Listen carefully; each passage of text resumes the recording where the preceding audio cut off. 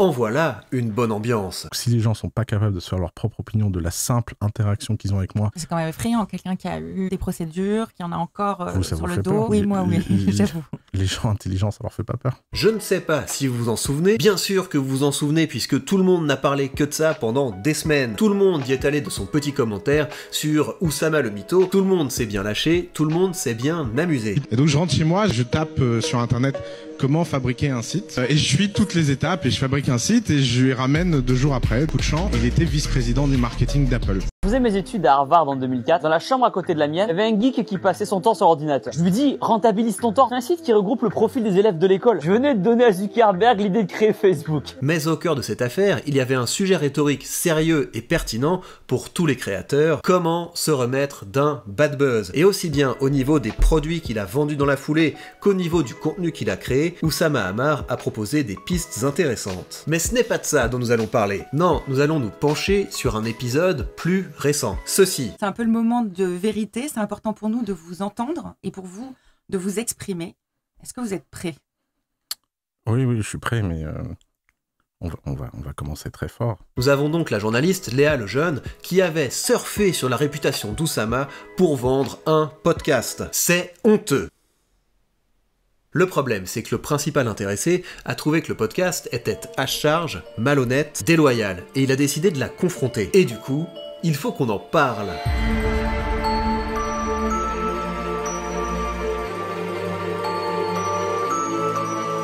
Il y aurait beaucoup de choses à analyser dans ce riche échange, mais je vais me focaliser sur 3 techniques que vous pouvez mobiliser si vous vous retrouvez dans ce genre de situation, à savoir où vous devez répondre face à une personne qui vous a attaqué, qui a nui à votre réputation publiquement.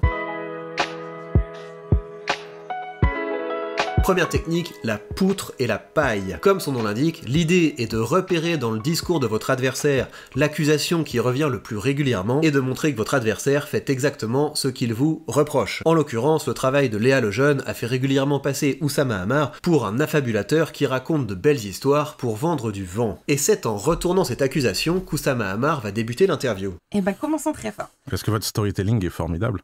Vous dites que vous avez essayé de me contacter, mais quand votre collègue m'a contacté, m'a absolument pas expliqué ce que c'était. Effectivement, les messages de Mathieu étaient assez peu détaillés. Vous savez, quand on offre des bonbons à un enfant, et en lui disant que ça va bien se passer. Bien sûr, pour que sa stratégie ne ressemble pas à un simple « c'est celui qui le dit qui est », il va étayer son propos en pointant des moments précis du podcast où la journaliste s'est écartée des faits pour faire passer son récit. C'est quoi mon casier judiciaire jusqu'à présent?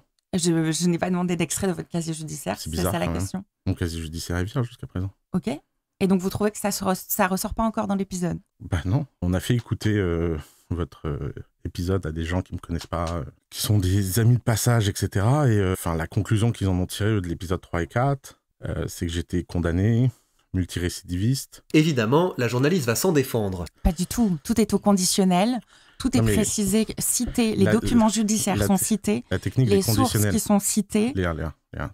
Mais Oussama Ammar va dégainer un lieu de la rhétorique judiciaire, les intentions. L'idée est qu'il ne suffit pas de pointer un comportement blâmable chez votre adversaire, car en l'occurrence, la journaliste pourrait dire que ce qu'on lui reproche, ce sont de simples omissions ou des détails sans importance. C'est pourquoi vous devez identifier et exposer le mobile de votre adversaire. Votre adversaire a mal agi en connaissance de cause, par intérêt. Et voici le passage où Oussama Ammar expose le mobile qui aurait poussé la journaliste à faire du storytelling. Vous l'avez vous dit même sur votre compte Instagram, le problème dans le monde de la presse, c'est le business model. Vous savez très bien... Je crois qu'on n'est pas là pour parler de mes émois sur les faibles rémunérations des journalistes. Ça explique pourquoi je suis un personnage vendeur et pourquoi le fait que je sois un personnage vendeur soit un critère pour une société qui vous produit. Je précise que cette stratégie est imparfaite. Elle ne permet pas de nous blanchir, elle permet simplement de mouiller l'autre. Mais je vous recommande toutefois de toujours garder quelque chose du genre sous la manche. Quelque chose d'aussi simple que « l'autre me reproche ceci, mais n'est-ce pas également son cas ?» Simplement histoire de montrer que celui qui cherchait à se faire passer pour un chevalier blanc s'inscrit également dans une des nuances du gris. Deuxième stratégie, l'inversion des valeurs. L'idée, c'est que si les accusations de votre adversaire se basent sur des éléments factuels, si elle vous a attaqué, si elle a pris du temps pour enquêter sur vos torts, c'est parce qu'en premier lieu, vous ne lui revenez pas. Vous n'avez pas les mêmes valeurs. Vous avez bien vu que par certains moments et par certains aspects la vision de l'entrepreneuriat que vous avez véhiculée est une vision que je peux critiquer. Or, vous avez tout intérêt à ramener la discussion sur le terrain des valeurs, parce que les valeurs sont relatives. Il n'y a pas par exemple un critère définitif pour déterminer si le progressisme est supérieur au conservatisme. Ce sont des sensibilités différentes. Et si vous parvenez à réduire la position de votre adversaire à une simple manifestation de ses valeurs ou de son idéologie, vous allez faire d'une pierre deux coups. Vous allez ébranler sa crédibilité en montrant que son apparente objectivité était soit de la naïveté, soit de la manipulation, et vous allez également redorer votre blason en affirmant vos valeurs. Vous me reprochez ça, mais j'assume. Nous, on a été agressif, rapide, brouillon, violent. Administrativement, pas toujours dans les clous, ça clairement. Mais on s'en fout complètement, mais j'assume. Je veux dire, si on avait été administrativement dans les clous, on va la faire simple. On est dans un pays où si vous êtes administrativement dans les clous, vous faites rien, point. Derrière chaque attaque que vous recevez, même si elle s'appuie sur des éléments factuels, il y a toujours également un conflit de valeurs. Si vous l'identifiez, vous pourrez amener le combat sur un terrain où, dans le pire des cas, il y aura match nul.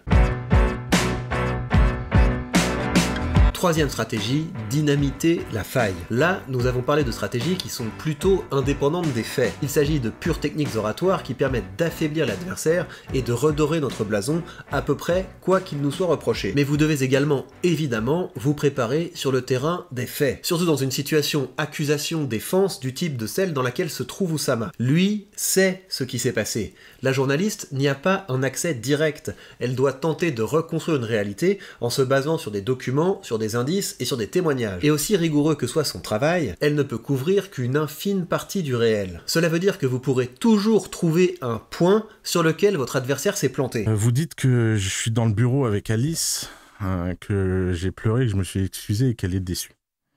Vous dites que ni moi ni Alice n'avons témoigné. C'est-à-dire que quelqu'un aurait assisté à cette scène ? Une fois que vous l'avez, l'idée est de ne pas le lâcher. Vous avez l'opportunité de lui faire passer un mauvais moment, car c'est très désagréable d'être pris en défaut. C'est-à-dire que c'est-à-dire qu'Alice a rapporté cette scène à Bien sûr. Une personne proche. Cette scène n'a jamais eu lieu. D'accord. Je pense que si vous aviez répondu à notre interview au moment de l'interview, vous Bien auriez sûr. pu me dire cette scène n'a jamais eu lieu. D'accord. Plus vous allez prolonger cet état, et plus vous allez l'affaiblir. Et maintenant que vous avez une faille, vous allez la dynamiter. Il ne s'agit pas d'une erreur anodine, il ne s'agit pas d'une maladresse, non, ça en dit long. Non, mais c'est le jeu de répondre ou de ne pas Je serais très répondre. curieux. Je serais très curieux de voir les 3 sources qui corroborent ça. Vous dites dans votre interview, vous avez toujours besoin de 2-3 sources. Oui. Là, si les 3 sources existent, je me dis qu'on vit sur la planète Mars. Votre objectif est donc de dériver d'une erreur factuelle, même minime, un jugement beaucoup plus global sur la personne de votre adversaire, sur son caractère, sur ses méthodes. C'est une technique puissante et on sent qu'à certains moments de l'échange, la journaliste était sonnée. Je note que sur ce point-là, on aurait dû avoir votre avis avant et c'est dommage qu'on ne l'ait pas eu. Du coup, je ne sais plus où j'en étais. Entraînez-vous à ces 3 stratégies et vous serez prêt à répondre aux accusations. Bien sûr, ne faites pas n'importe quoi, mais ne baissez jamais les yeux devant les inspecteurs des travaux finis. Confrontez-les, épuisez-les, et rappelez-vous, ce sont toujours ceux qui se vantent d'avoir les mains les plus propres qui s'en servent le moins.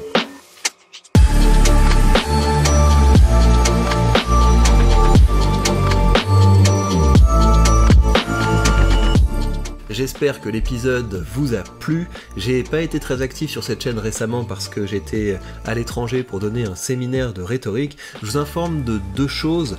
La première, c'est que je vais commencer à créer des fiches pratiques issues des vidéos que je vous présente. L'idée, c'est que à chaque fois, vous savez, dans les vidéos que je fais pour vous, au-delà de l'analyse, j'ai envie que ça débouche sur des conseils pratiques. En l'occurrence, vous avez 3 stratégies et donc ces stratégies, je vous les présente dans ce document et à chaque fois, je vous donne des exemples concret pour que vous puissiez reproduire ces stratégies et pour que vous puissiez avoir une idée assez précise de la manière dont vous pouvez les adapter dans d'autres contextes, parce que vous savez que c'est comme ça qu'on travaille ici.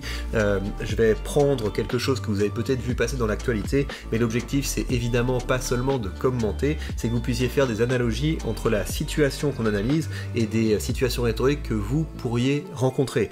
Et donc faire ces fiches pratiques, je pense que ça va être être intéressant pour vous pour pouvoir commencer à rassembler la matière. Vous pouvez imaginer de vous faire un petit dossier où vous allez rassembler au fur et à mesure les outils que je partage dans ces vidéos, mais c'est aussi important pour moi parce que une des manières dont on peut distinguer un contenu pédagogique d'un contenu simplement idéologique, c'est que vous devez être capable de dire à la fin de cette vidéo, à la fin de ce contenu, les gens qui l'ont regardé disposent de nouveaux éléments pour se rapprocher de leurs objectifs, et vous devez être capable de répondre à cette question avec des outils concret. Et le fait de savoir que je vais vous produire à partir de maintenant une fiche à l'issue de chacune des vidéos, ça va me permettre de m'assurer qu'on reste bien dans le domaine de la pédagogie, parce qu'il y a effectivement des techniques rhétoriques à récupérer. Donc c'est un document qui est très simple, hein. Vous avez une page par technique. Comment vous procurer ces documents? Tous les documents que je vais publier, toute la matière pédagogique, vous pouvez y accéder sur Tipeee à partir d'un don de 3 € par mois. Donc c'est une manière de soutenir la chaîne, et c'est également pour vous une manière de passer un cap en rhétorique. L'autre chose que vous pouvez faire si vous voulez continuer à vous former à la rhétorique, c'est, vous le savez, sous cette vidéo vous avez un lien vers mon cercle des orateurs, et le cercle des orateurs, ce sont des leçons de rhétorique que je vous envoie directement par email. Il y en a parfois une, parfois deux. Ça peut arriver également qu'il y en ait 3 par mois. C'est pas quelque chose qui va vous spammer, mais comme ça vous aurez accès à des outils rhétoriques dans lesquels, en général, quand je suis à l'écrit, je peux aller un petit peu plus loin que ce que je peux vous proposer en vidéo. Donc ce sera un très bon complément au travail qu'on fait sur cette chaîne. Et bien voilà, il me reste à vous remercier pour votre soutien, et on se retrouve, je l'espère, très vite pour de prochaines vidéos.